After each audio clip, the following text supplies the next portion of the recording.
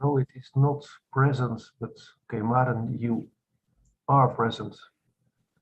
Or yeah, maybe it's even better to start with the team that is completely present. So Rianne and Marjolein.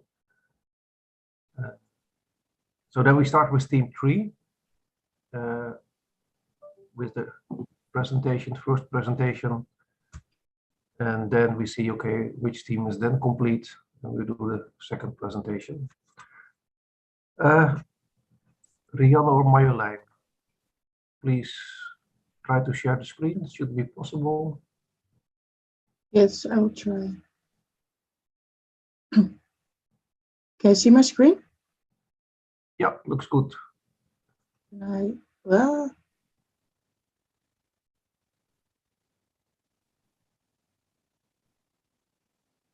now it's looking even better. Yeah, okay. So we're going to talk about the fourth assignment. So we create an LADM country profile. We're going to talk about our selected land, the responsible organizations for maintaining data, the scope of the current land administration system, and an initial basic country profile. So we've chosen South Africa as a country. And the responsible organizations for maintaining the data, well, you have the government organization for the cadastral survey and a part for the registration. And the other part is the responsibility of the private sector as also a part, so also for the cadastral survey and the registration. And on the right, you see a visualization of how it is happening. The scope of the current LAS, it's a deed registration system with elements of title, and the ownership and taxation are defined. And the cadastral model captures unique designation depicting property, curvilinear boundary, corner beacons, the general boundaries, the data width, area, real rights, and unique reference. We found this paper from someone of the University of Pretoria who is working on a land administration domain model for South Africa. And these next diagrams are copied from that paper. So this shows the person and party classes with their attributes. Next one.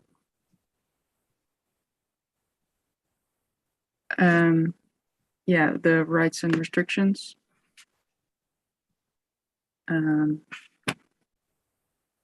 There's a title and an endorsement. I don't really know what the difference is in rights, or one is a right and one is a restriction, but how it compares to, for example, Dutch examples. Next.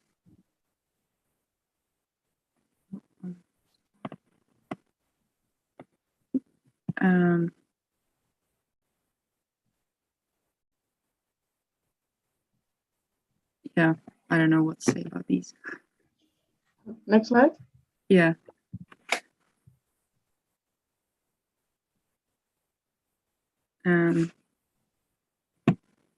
More restrictions. This is all way more complicated than the basic model we're going to make or use. There are different types of property which are also interdependent on each other. Next.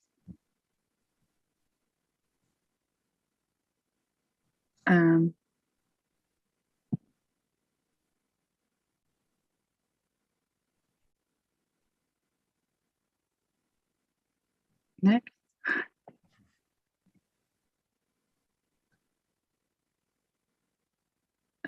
So this is about deeds. The figure in the top bottom right shows shows a transaction and the parties. So just like in the Netherlands, there is an attorney that needs to make up a deed that then gets into the registry. Next. Yeah, so we have all this information, which is more complicated than our basic domain model. So we need to make clear for ourselves what organization is responsible for which part, and do some mapping of classes ourselves into a simplified version, and make the instance level diagram, and then add the extra package as well next week. So, thank you. Okay, thanks, Rianne and Marjolein. And yeah, nice to see that there was already such a really comprehensive model for South Africa. And then really also for you, a challenge to understand what is there, what is important, and who is maintaining what information. But yeah, let's go to the other groups and ask for a initial response or question from group 1. Marike, do you have any questions or suggestions? The team of Rianne and Marjolein. Hear me? Yeah. Okay. If you go back to the slide with the sort of the inventory. Which one? Yeah, with the yellow. Yeah, that one. Yeah, I didn't have the time to read it all.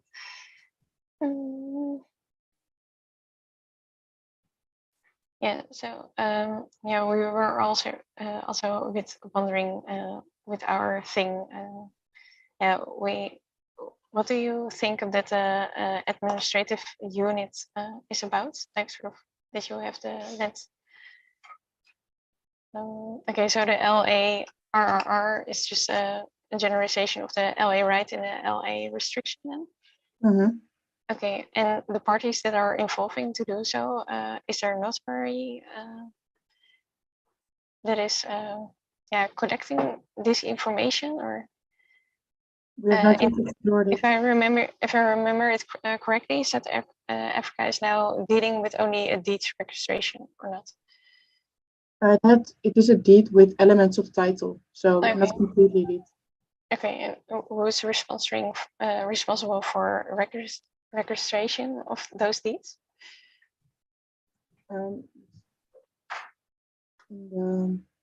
The government, like the top right in the table. Okay. I missed that part because we're a bit late. But okay, thank you.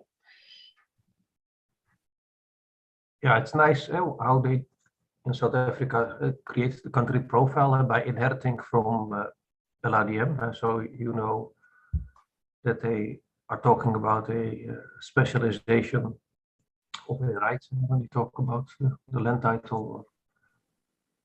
That's a specialization of a restriction when they talk about the endorsement. Okay, let's go to group number 2. Maren, do you have a comment on the presentation of Rianne and Marjolein? Yeah, we did also South Africa, and yeah, we were struggling a bit with the scope of the land administration system, because yeah, we didn't, yeah, so yeah, it's not a question, it's just that I was interested in how you did the scope of land administration system, because I thought it was more about yeah, which elements of the land administration system they found the most important.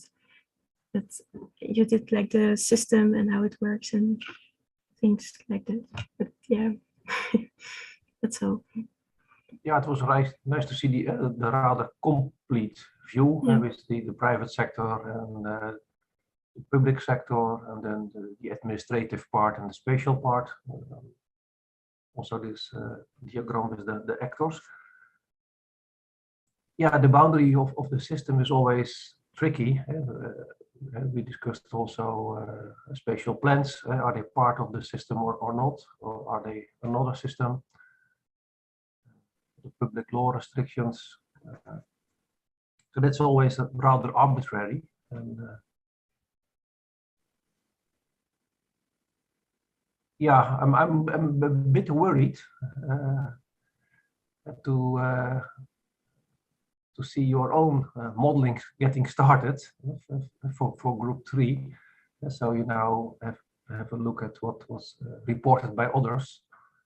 But it is also really the idea that you make a model yourself, and you don't, and you should not copy exactly what others have done, but and you should not have per se so much detail, but say model the main classes. And what I do find important that you try to indicate which organization is responsible for which information, so which class, like the color coding that Abdullah Alatas did for Saudi Arabia. And by the way, yeah, it's also nice that we will have 2 versions of South Africa, so we can compare the result in the end. Hendrik, do you have any comments at the moment? No. No? Okay, then let's move on to team number 1, which is Marike and Chrysanthi. Well, you should be able to share the screen.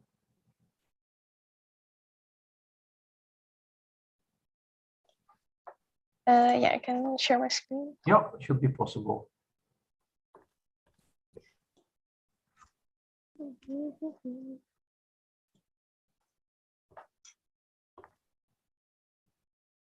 Okay. Okay, so yeah, we don't have a clear presentation for today, but we can show our progress so far. So yeah, we choose Greece for our example, and yeah, we sort of did take a look back on assignment 1, which parties were involved in there, and we did choose to use the Hellenistic cadastral system. So here's a description of it, and also we would like to choose the spatial plan information as an addition to it. Yeah, do you see Miro now? Yeah, yeah. Okay. So from the first assignment, the group did make this this system with the deed registration and the cadastral surveys. So on this scope, and we did try to make some UML diagrams already, also from the lecture slides, and yeah, we will try to combine those together. This was for the Land Administration, sort of the administrative units, to have an understanding of these ones. These were just from the parties. And here we already try to combine things together with the spatial units. And yeah, I did right now sort of with post-its who is responsible for which action. But yeah, it's still developing. Yeah. And yeah, sort of this was also a thing that was mentioned in the ISO about how those spatial plans would be integrated with the spatial units and with the administrative units. So we will take a look at that, and it will be similar to something like this. But yeah, at the moment we still have some snippets, and we have to sort of integrate it in this system. But yeah. but we had to manage our time properly for the 2 other assignments we had to do. So that's what we came up so far. Okay, thank you. Good that you already have an idea of what extension you will be planning to work on. Spatial planning, which is very interesting to add. Yeah, let's first start with the questions from other colleagues. Team number 2, Rohit, do you have a question? Well, yeah, the extension, you said something about the extension. Why do you want to have the extension exactly? What's the use for it in Greece? Maybe you can answer about why we choose to do the.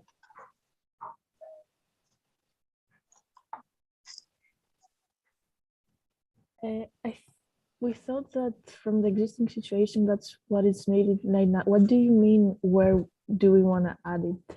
Yeah, I mean, you have to have a reason why it's necessary to add it for Greece, right? It's Yes. why is it needed? What would be the added value for Greece in comparison to standard LEDM? Oh, maybe we should research a bit more, but no. Yeah, we can have like a reason. Yeah.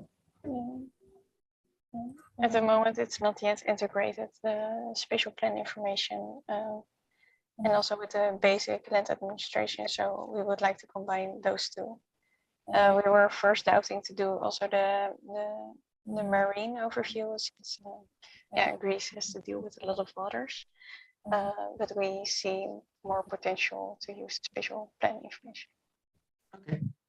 Yeah. Yeah, that would also have been an obvious choice to focus on the marine environment with so much waters around. Do you have a clue which organization or organizations are responsible for the spatial planning in Greece? Do you know where to look for this? For the spatial planning in general, yes, we know. Municipality level, I guess. Yeah, we have 2 levels, on the regional and on the municipality level. So I think the regional level is more important than the municipality level in Greece. So that's where we're gonna try to look for information, although it should be on the municipality level because we need a bigger scale. But yeah. Yeah, I think it's even good to have both levels. So yeah. Just what is also possible in the proposal for the spatial plan in the context of land administration. Mm. Then Rianne, do you have a question, remark, suggestion?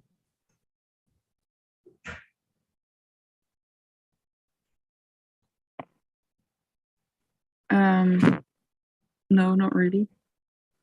Not at the moment. Okay. Yeah, it was a very preliminary presentation also, so not so much to comment on. I was wondering myself, did you check if you could find any other work in Greece on developing a country profile?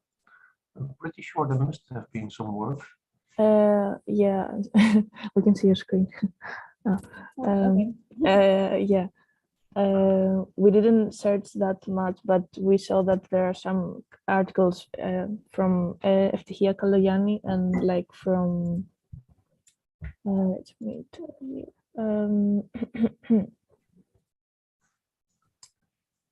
Yeah, and mostly Eftihia Kalogianni, but also Dimopoulou, and like they were working on LIDM in general, but they were kind of have some country profiles, and one of them is Greece. So yeah. Yeah, I vaguely remember also I've seen Greek country profiles. Yeah.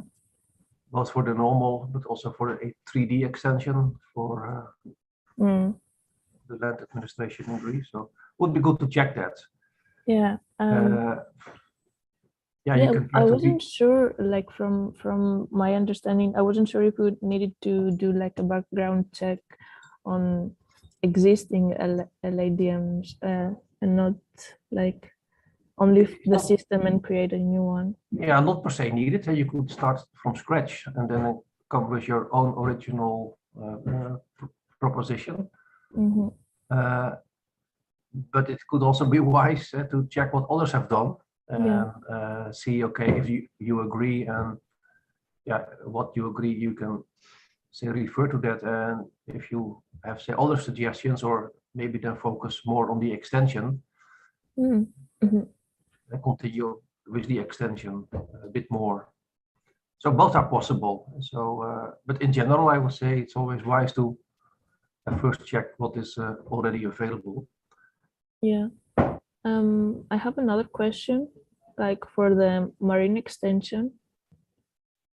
If we wanted to try and find that, I believe that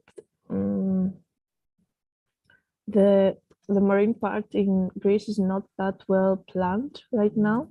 So I'm not sure if we can start that extension because there's like a gap there. I've seen some papers from Greece about, say, the marine cadastre or the marine land administration. Yeah, but like there are papers for like future development. I don't think anything is like working right now on that, but Yeah. I can look more into it. Okay. More the future development, but Yeah. still, with the information from the paper, you could try to put that into the country profile. Yeah. Yeah, that would bring possibly the realization a step closer. Okay. Okay, then, yeah, good luck. I think you really have to catch up a little bit in the second week. Yeah. Then if there are no other comments or remarks, maybe Hendrik from your side? Yeah, I have one. Of course, it is about special unit. I noticed. My question is: are the next two parcels also other units in the Greek land administration, like apartment For utilities? Can you repeat it? No, this in your country profile. It is still work in progress. You stop at special units. Now, of course, that is the parcel. But about apartments, I was wondering, is it also registered in the land administration?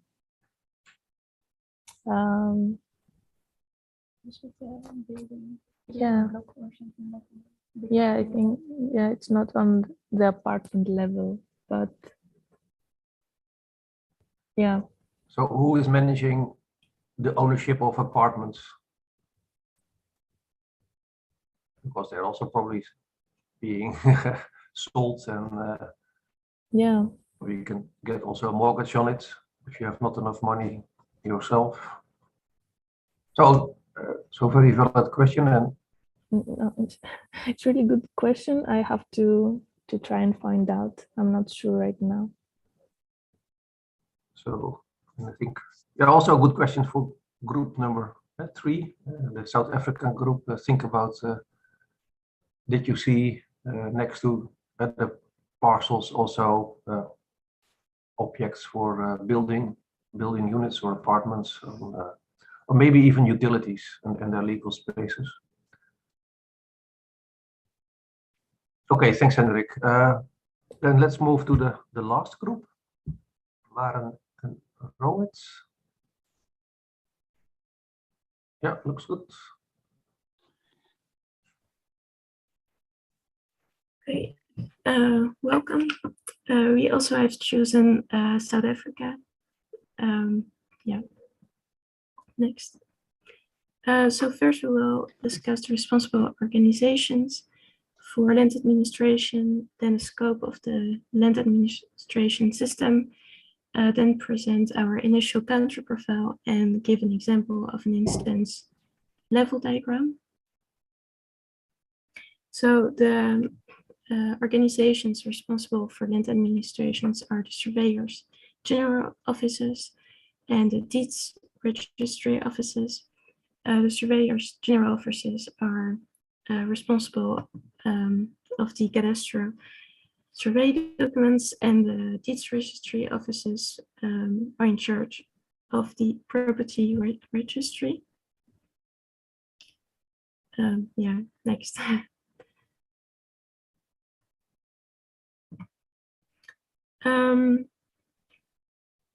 Yeah, so South Africa has a history of colonialism and apartheid. The Natives Land Act of 1913 restricted Africans from buying or occupying lands and allocates only 13% of arable land to Africans. And during the apartheid years, between 1948 and 1994, Africans were restricted from accessing urban areas, and this had led to territorial segregation and caused socioeconomic challenges that are still felt today. And yeah, this is why the land administration system is focusing on addressing inequalities in land tenure and access. Next. Some inequalities within the land administration system are no registered land rights for most rural residents, no formal recognition of group tenure in informal urban areas, and no formal recognition of informal settlements within cities. And what we also have noticed is that the cadastral map mainly provides ownership information, and yeah, this can be explained by the fact that ownership equality is one of the biggest issues of South Africa. Okay. So we used the diagram from the GitHub of HMMG and built upon that. So here you see the LA source class with the LA administrative source and the spatial source. The main changes are in the administrative source. So currently we have in South Africa, you have a deed, a lease, a mortgage bond, which is basically, and title, which are all registered at the deeds office. And then for the party package, we have the most important change is the civil status type. You can see here the code list, and here is in the LA party class. The reason why we added the civil status type is because there are a number of subsidies, for example, for a home loan, which are provided based on your civil status, whether you're married, cohabiting, or single with one or more dependents.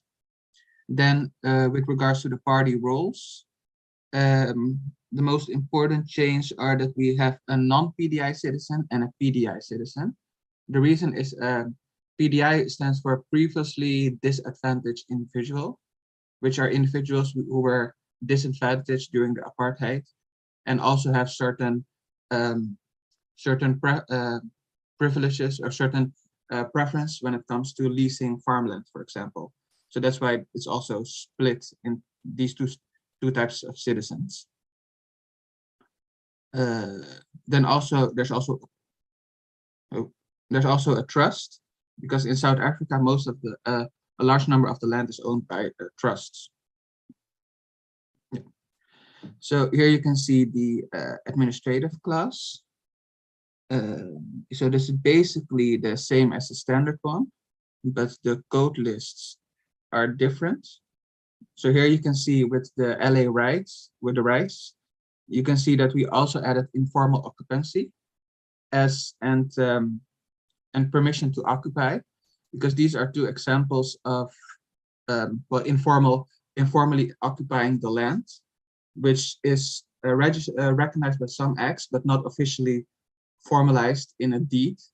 So it might be possible that it's done in the future, so it's already added to the code list. So as a transition, for the transition.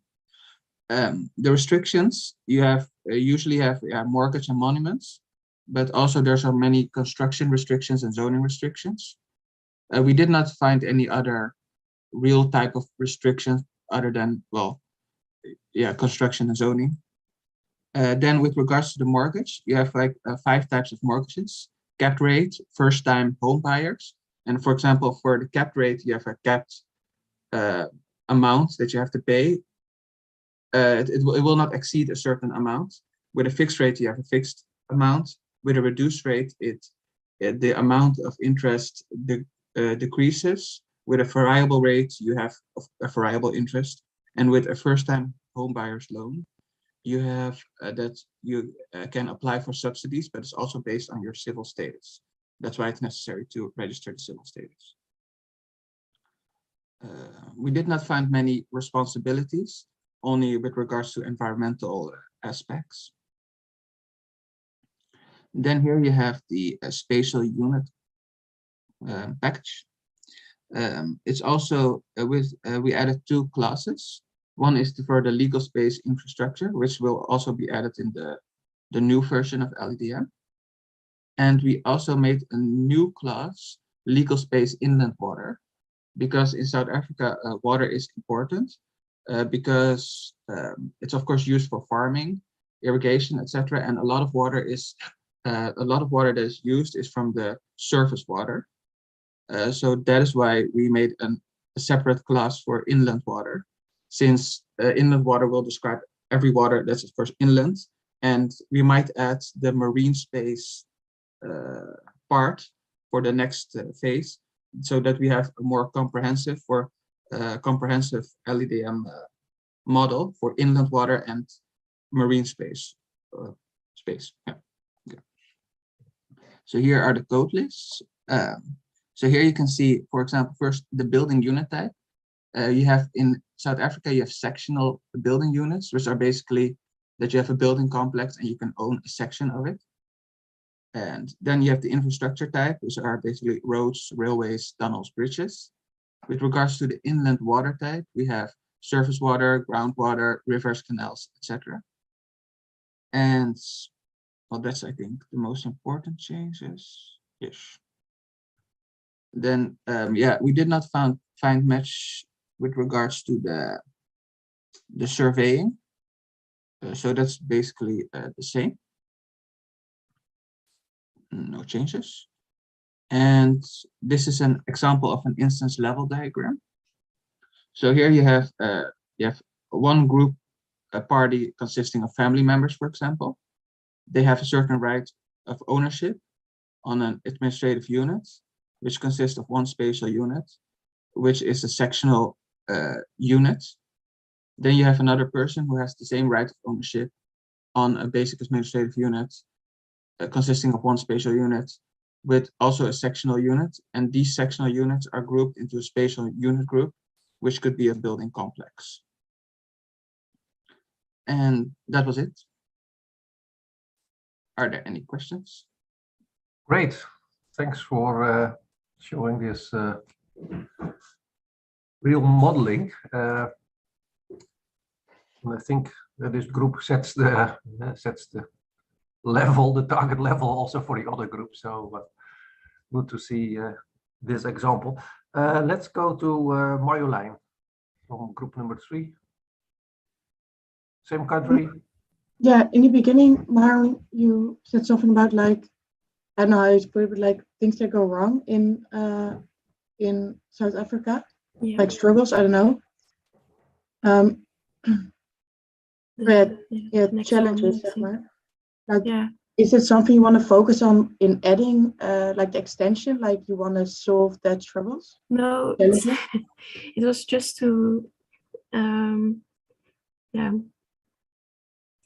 The thing is, I didn't really know how to present the scope, and it's sort of saying that due to the inequalities in the past and the inequalities still in the land administration system, that's probably the reason why they are so focused on providing ownership information. So it's just sort to make the story complete. And yeah, it's those are things what needs to change. Okay. Yeah. In your model, you try to address solutions for this. Yeah. So in the example also the group party of the family. In the right code list, I saw something for the informal rights. Yes, that's basically, yeah, I put it there because even though it's recognized in X, it's not registered in a deed. So yeah, it might be used in a transitional period. That might be just to address that it should be included into the deed, but it's not currently now. So it should be formalized. It's more, yeah, more to address that it's also part of the system, even though not officially. Or maybe other administrative source documents. So maybe if it was really a deed, then it would not be, say, this more informal rights, but then it would already become kind of formal. But if there would be other source documents like government decisions about certain rights to certain groups. Yeah, you do have the permission to occupy certificate, but it's officially abolished, but some municipalities still do it. So it's like, it's a transitional fake. So it needs to be formalized into a real deed document, and then I think it's still better. It's better than to still have to separate documents. Yeah. Okay. Can I ask something? Yeah. Yeah. About the informal occupancy, like I didn't quite understand it. Like I think there's something in grid where you use a space for 30 years, and after that you are automatically the owner of it, land. So is that the same as the informal occupancy that you talked about, or is it something different? Informal occupancy, yeah, it's actually a nice word for illegal occupancy, for squatters. So yeah. Oh, So, okay. I'm not sure if it's illegal. So yeah, they do. People have been living there for generations, and yeah, the society really consider them as the proper,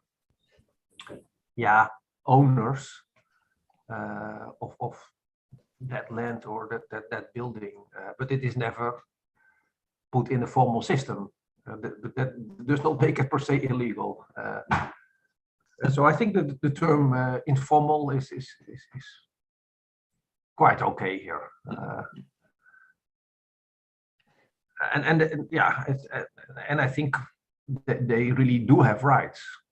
It's not that these people are without rights, even if it was not that explicitly registered. And therefore, it's important to also have these, say, more informal rights also included. Any other questions or remarks? Yeah, also for the marine extension, you like in your code list, you have water that's inland. So you're not talking about anything that's on the ocean or something? Like there's not rights there? Or is there existing planning for that needs to have rights for certain areas of the water, like ocean, sea or something? Or... it's not added yet. It's just part 2 of the assignment. I will add it when we go to part 2 of the assignment. Oh, okay. It's just a question because yeah. Will be next week, probably after next week. Okay. Yeah, that's by the way a good point, because you see each other's midterm presentations, but not each other's final results.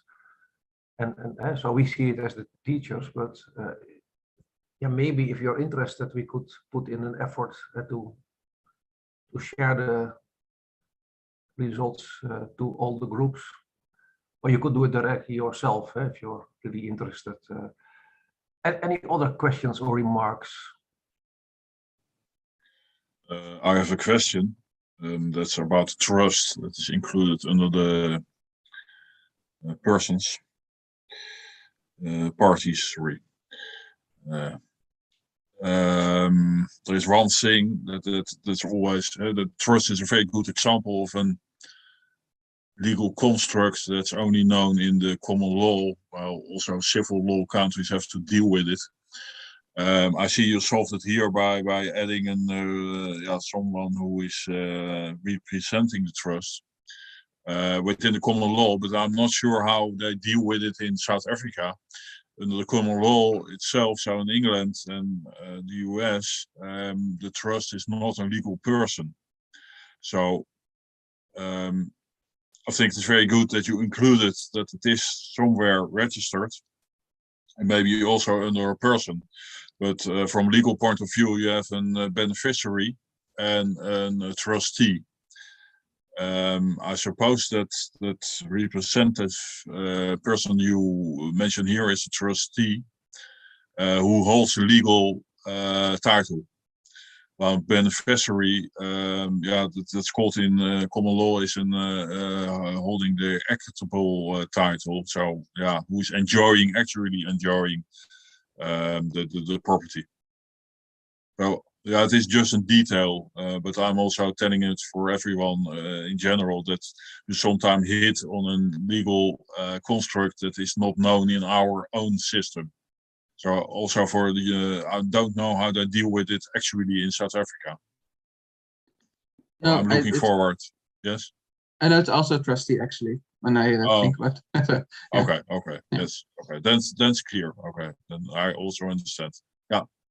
Okay. It's also nice to see, by the way, that mining activity is registered as a special unit. Yeah. Thanks. Yeah, what's so interesting further to see is that you have a different way of making a country profile than that was shown in the first presentation by citing the paper, where it was heavily using inheritance, so of the LIDM core classes. You are extending directly the core classes of LIDM, modifying them. I think both approaches would be valid. In the end, I would rename the classes, not like LA, but South Africa, SA, which is the same as Saudi Arabia, but not sure what's the official two-letter prefix of South Africa, because it can be confusing if you use for a code list or for a class exactly the same name as in the standard. I'm not going to ask to do it for your report, because it's a lot of work to change all these names, but it is valid to do it in this way, to change the core classes and use them in a country profile, but then you should give them a different name in the end.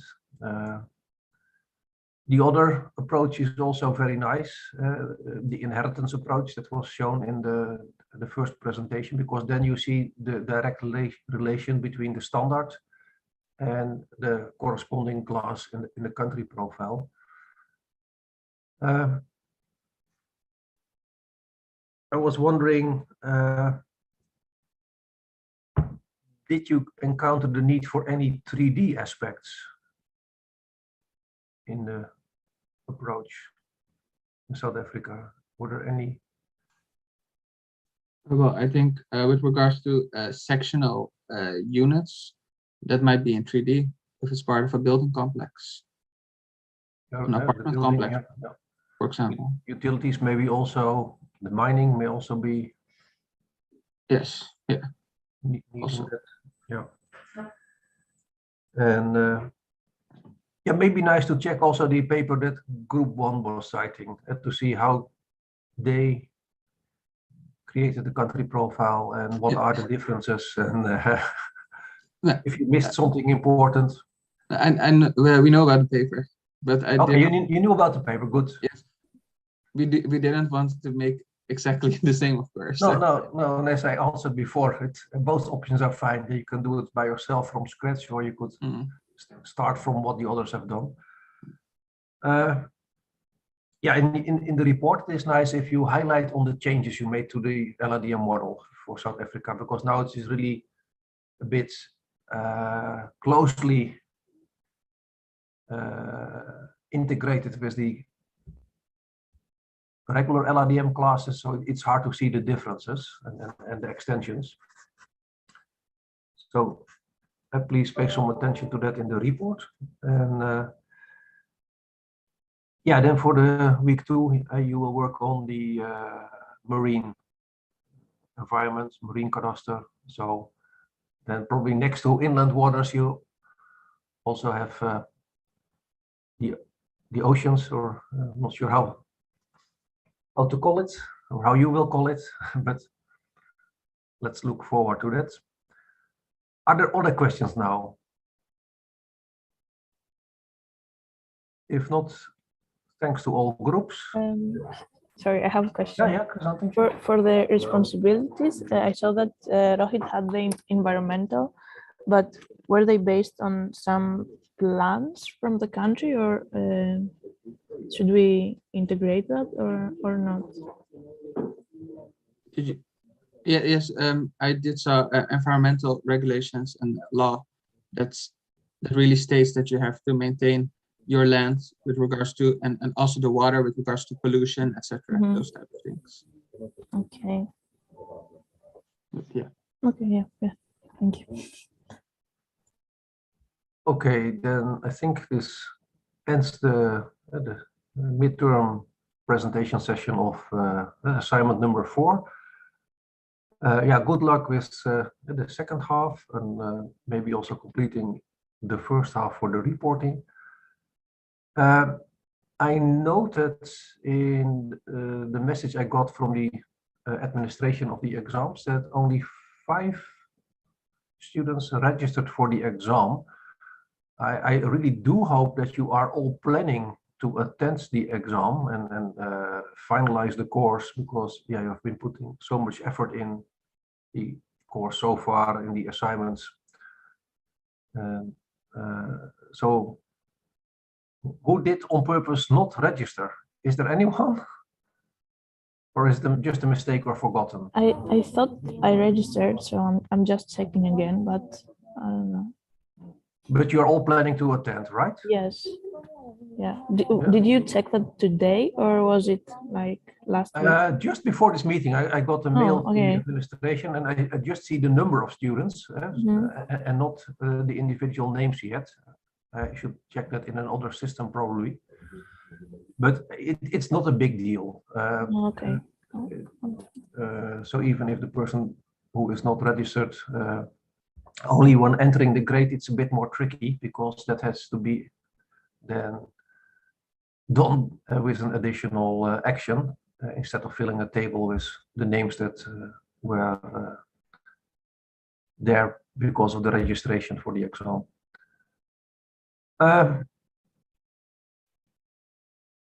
What else to discuss now? Yesterday we touched already upon the exam content, about the 4 open questions, 2 from the legal side, 2 from the more technical sides, and then also a part on the true or false, the statements or propositions that that were also done during one of the polls in the lecture. At the moment, we do not have really exams from previous years, so these are hard to share. And I said from the open question at the technical side, there will for sure be one modeling related. So I will ask you to do some extension to a core LRDM model with a specific purpose. And the other will be more about the basic principles of land administration, and how to approach it in a standardized manner. What was also mentioned yesterday, and good to repeat, you are allowed to bring materials, but only paper. So it's not allowed to use your laptop, because that would be very easy then to communicate with others, and then we are not sure if you completed the questions or if somebody else was doing that. And so you may bring papers. Are the papers you can bring only the ones that are provided, or can you make your own notes? You can make also your own notes. If you want to make a summary of the most important things, then it's also fine, and to put them on 2 or 3 pages, because that will help you with searching. You don't have to browse through all the papers or all the slides. So yeah, so it's up to you as long as it is paper. I think making a summary is a good idea, is a good way of studying and to prepare for yourself.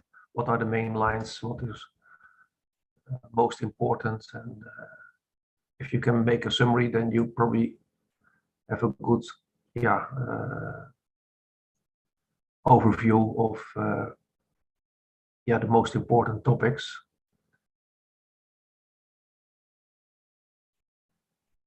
Okay, that's it from my side. I will now hand over to Hendrik. Yeah, indeed.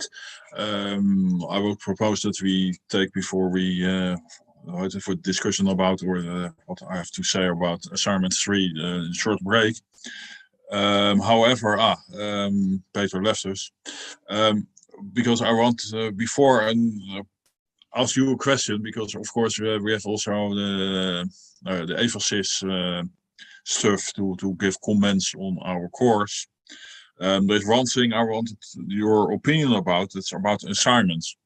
What we are now doing is you have a fail or pass. So for the bonus points, another way would be like in 1009, that this we assess them and give them a mark. What is your feeling about what system we should choose? And I'm just asking your advice. So you're free to say anything. You can also say skip the assignments totally, or only assignments is also possible. But I want, because now we have a very small group, I want to make use of this to give us some advice, what you feel the best way to deal with. I think if you would have assignments and we would give it grades, then it should have become at least 40% of the end grade, to make it interesting to make an effort. Because sometimes some courses you have assignments which are only like 20% of the grade, and then you have to do a lot of effort for only 20%, and the exam is more.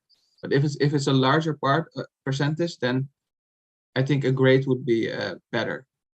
Yeah. So it kind of depends on the percentage. Yeah, that's clear. I can fully understand the effort part. Other ideas? No, I wanted to say the same, that if we have a grade, maybe we should have like a bigger percentage, so it would reflect on the work that we put in the assignment. That's it. But also the current situation, I think it works. Like, we're putting some effort to understand some things, and pass or fail, it depends on how we understood the material. So through our assignment, so it's fine also. Other insights? Yeah, at the moment, I do think that the structure, the way it is now, it's I will propose it for next year, because at the moment me and Christian are doing now 2 other courses as well, and these are very intense in the amount of work that you have to put into. So I think just a pass or fail is sort of sufficient, because otherwise there will be also more pressure to do on this course, and since this is only an elective, I would say only pass or fail. Okay, yeah. Or feel free. I mean, we're a small group, so I think it's very good to hear this, because as teachers we can have our ideas. Any other advice? Because also what was worrying me, of course, I saw that in assignment 3, that there is a time, especially I think because of 1009, that the problems with the time. Am I right, or is it durable? What do you think?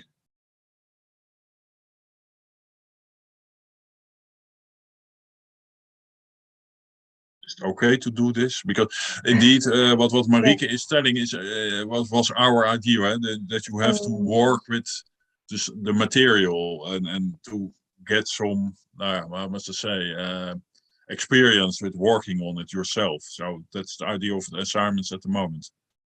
But Chrysanthi, I was interrupting you. No, it's sorry. okay. No, it's okay. Yeah, I believe that this week and the previous week, like as Marieke said, with the other two courses, we kind of like didn't have enough time. But from the assignments that you showed, do you believe that we had a sufficient understanding, or do you think it was lacking? So now I think we switch out. If you all agree, we just continue without a break, because I don't think I have to speak 20 minutes about this. But what I noticed, of course, is that there are small things. Let me say, to start with, I think you all, the lessons, maybe also, especially from 1009, about writing a paper, very good. All very well structured. So I was very happy about all the assignments. That was very clear. I think that's not a problem. What I noticed with one paper, for instance, that when I find the figures still X, then I know there is some need for more time to have a look over it, and I can fully understand it. So there's not a problem for me, because I see that everyone has worked with material. You all digged deeper in. In fact, it was kind of repetition, because 2 out of 3. Last week we had a discussion. I saw 3 different approaches to tackle this problem, and that's also like it works in practice. So it is a part also about science, and the part is about the practical job. What to do when you are asked for an advice. And you are an expert. And of course, now you're a student, but later on, after your graduation, you are the expert, and you have to tell something to people. I think all the assignments, all the 3 groups did it very well. The approach was a bit different. And one of the things is, of course, the question: should you compare with several countries, or stick to Switzerland? And there's also a choice. You can say, no, okay, I have information from science. I have papers who deals with this question about the integration, and I have one system that illustrates the integration very well. You can stick with that. On the other hand, it is also very good to look at different countries. And then I have to tell you one thing, that's maybe my biggest lesson about the assignment, is at the moment you do a country or system comparison, you have to say something about your selection. Never forget that. Because now I have to admit that every selection you make, when you choose country A, B, C, of course, there's always you can always debate about it, but you have to explain why you did it. Don't forget that. That's the general lesson I want to give to you. So tell why you choose those countries.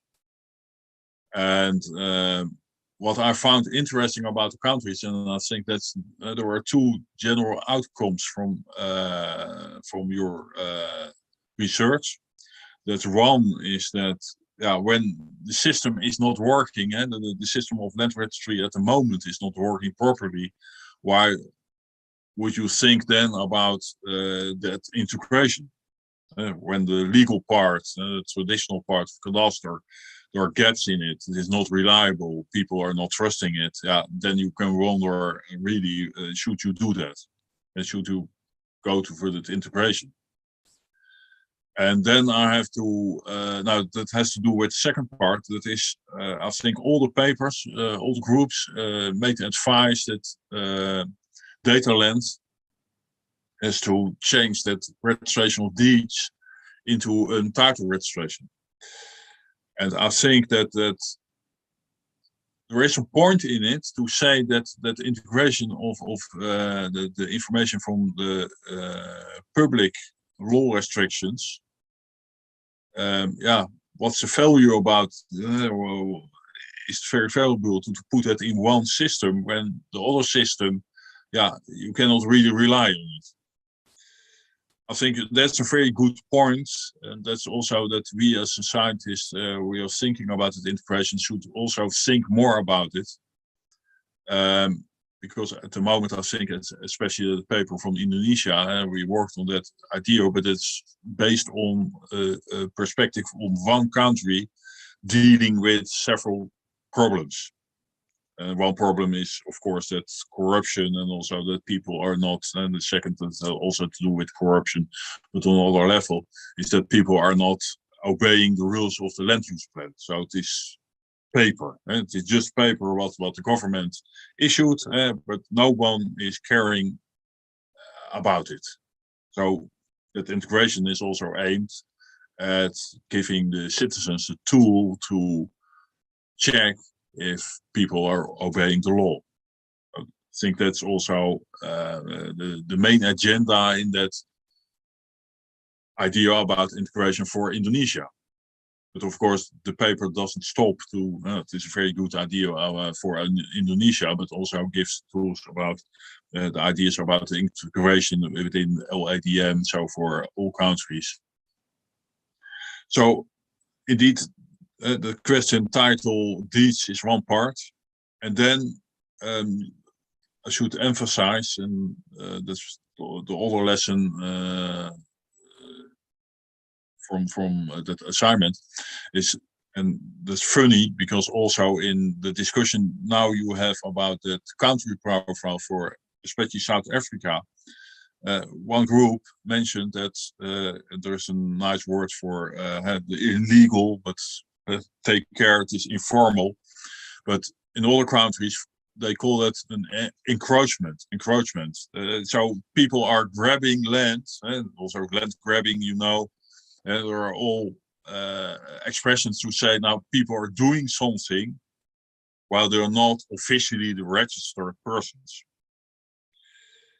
And in the past we said that's illegal, but as Peter also mentioned, it's better to call it informal, but there are different reasons. One thing can be that there are traditional people live on the traditional land tenure, but they are not recognized. They say, now, okay, we have only the formal registered owners, and the others, no, we don't know. We don't want to know. Other things can be that people encroach. For instance, very small encroachment, or I'm going to build on the public road, or encroach on forest land that's owned by the government. But another thing can also be, maybe I was too much putting emphasis on how great title registration is. And but take care that like a registration of deeds can work very bad. See that paper from Zevenberg and I about the Netherlands, and we developed it into something that's very reliable. But that's also the case in title registration. You can start from the theory, like Sir Torrance did, and introduced his system in Australia. But at the moment, there is also a problem of corruption.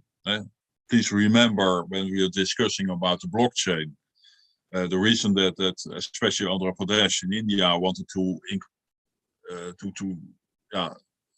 include the blockchain in the whole system of land administration, so put it more in the hands of the private sector. I would say also us, because from theory everyone can join the blockchain. That was to beat corruption. And the other thing is also, for instance, I go to the office for the title registration. And I want to transfer my land, and the person on the other side of the desk says, "Okay, it's very nice. In half a year, you will hear something from us." That's also not working, so it is very slow. And there's also, because of that, corruption, slowness. You have to pay money. And then you get another dimension of informal land tenure. And that's, by the way, also happening in the Netherlands. People don't go to the office. They say, okay, I'm going to sell my land, or we're going to exchange the land. But no need for registration. We know what happens. So at the moment that happens, and there's also in the Netherlands where people are about small pieces of land. People are going to exchange that land because it's more leads to better land use, but they're not going to register it. Then that's really the informal land use is not registered. We don't know anything about it, and that can also happen in title registration. So at the moment, also the title registration, people have no trust in it. It's not reliable. Then you can also wonder, should we include that public law restrictions? So I have a question. Yeah. Yes. Are there any numbers on incorrectly registered land in the Netherlands, or estimates, which are not accurate? We actually don't know. We know you only hit on it at the moment that, for instance, in an how do you call that? In the Netherlands, in Dutch, it is ruilverkaveling, dus herverdeling. What's the English word? Can someone help me? Verdeling. Yeah, redistributing. Redistribution. Then you hit on it, because then the government will act on the formal registration. Well, people are then complaining, but I use that land of my that according to your system is for my neighbor. And that's one part. Now, at that moment, the government will say we have to rely on that redistribution on how it is registered. That's also written down in the law. So we don't care about it. Another are, of course, disputes with between neighbors. And it is actually not so big issue, I think, in the Netherlands, but it happens.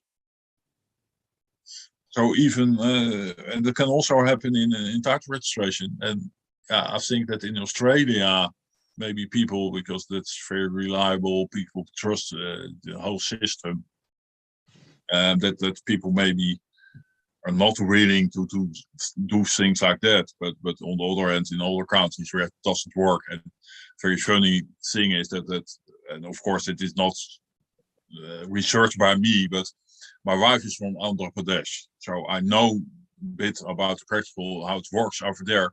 And I was always asking my wife when we went to her parents, why is that part in front of your house still not built on? It's still just cows are walking on that.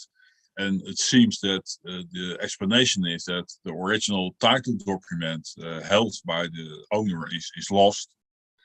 And they're not interested to have then you have to pay that person working on the register, and they don't want to do that. So that piece of land, while really redevelopment around it, is nothing done about it. So it's one thing. And the other thing is, and that's very remarkable, that you can find boundary markers by the railway. And people are just ignoring that until the moment comes that the government says, now, okay, we need to use that land. But there you see also the difference between the actual land use and the registration. But it's not how is it called? It's niet strafbaar. It's not that if you don't do it, that you will get fined or something, or you have about the registration. yeah, because if No. no, so that's maybe that's the issue. If they would get fined, maybe then they would have a higher percentage of registration, Yeah. because or not. I think that the working with fines. Although I'm a lawyer, I don't know. I've also said that at 1009 when we were talking about making data sets open by the private sector, by companies. I think fines are not really working. That's the last resort. And also in this case, when you're talking about the registration, of course you can say you have to do this mandatory, but actually when you don't register, that's not really fine. But what the consequence is that you cannot transfer it to someone else. So, but in small, yeah, it isn't. Also, maybe in you can see it from more economic perspective that yeah, okay, well, when it is not a big deal and just neighbors who are living next to each other and they know each other, and then you don't want to transfer your land because it's in the family, then I think in that case you will be then you will ignore the system set up by the government because there's no need. But in a country like in the Netherlands, where you want to transfer your land very fast, and it is normal to transfer it, then you will be willing to follow the formal way. You have to do that, but otherwise you cannot transfer it. Yeah, well, the reason I ask is because especially in countries like India, you have, because they have informal ways of transferring the land, but also in villages they have intermarriage, and then suddenly you end up in a point that nobody knows exactly who the land belongs to, and then the judge have to come into it, and that is also a burden for the legal system. So yeah, if you would prevent that, of course, would be better. All those litigations for the no, litigations is indeed a problem. That's costing a lot of money, and also in the Netherlands we had part of the research we did about the title registration was also about the boundaries. That's not included in the paper, and that's about the boundary disputes. And then there was also a question posed by the Dutch cadastre: can we solve that by making that better? And you had to look at Denmark, where the surveyor has a bigger task in checking the boundaries and also solving the problems. Yeah. So maybe that's a big part. I can understand now as a student you were wondering about the exam, of course, and this practical thing, but later on in practice, when you were really in this sector, surveying, and you visit several countries, you find several different solutions also based on how the economy works and how people are dealing with it. So everything is very, would say, at least country, that country context is very important. Makes also my assignment a bit difficult because there was no context about data land. It's very abstract. But what I also wondered, the public law restrictions, because the other three assignments have to do with the current situation, basically, and the public law restrictions, is that really a new trend? Because I couldn't find a lot of literature on it. Is that really something new, or are we at the beginning of it? No, it is new. In the Netherlands, we started 20 years ago, but it's not really well described in international literature. But when, for instance, in the Netherlands, makes it more difficult, I think, than Switzerland, because what we did was making a difference again between land use plans and specific public law restrictions per parcel. And we changed the system a bit, but what you see, you would say from theory, we could say, now, okay, we have a registration of deeds, so it is not reliable. but because it works very well, there was a need to put those public law restrictions also in it, because people rely more that the cadastre offers them a complete overview of the legal situation, and then the public law restrictions are missing. So a big part of our public law restrictions, like Eastern Protected Monument, are now registered, and you can see them in the cadastre. Again, it is an older, I think it is an older way, like Switzerland, the approach is from another way.